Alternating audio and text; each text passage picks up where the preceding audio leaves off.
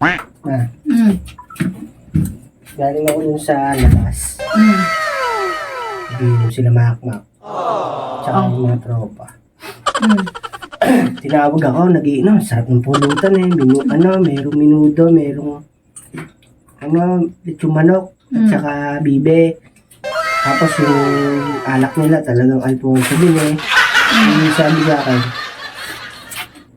Kid, balik ka ha, kung tawag. Sabi ko, sige, babalik ako. Papaalam lang kay misis ha. Mm. Ngayon, sabi sa akin, oo daw. Mm. Di yun kayo lang ako. Ngayon, ibala ko sana papaalam ako sa'yo.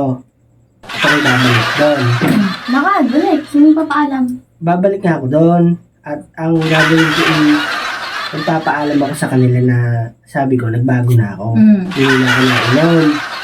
Hindi na ako alcoholic. Ano kasi ako yung may sakit ako sa sabihin ko sana. May sakit ako sa alak.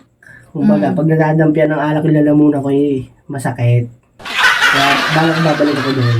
Papaalam ako. Lakad. Ha? Balik. Balik doon. Babalik ako ha. Papaalam lang sa 5 seconds lang.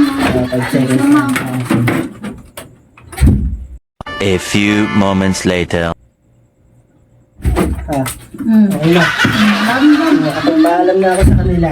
Ang ginawa nila, niligpit na nila yung inuman doon. Kasi sabi ko sa sunod ka. Pag hindi ako umalis. Bagong hasa pa man din pa. Matulog na ka? Matulog ka na. Ha? Okay. Pakita ninyo ko ito.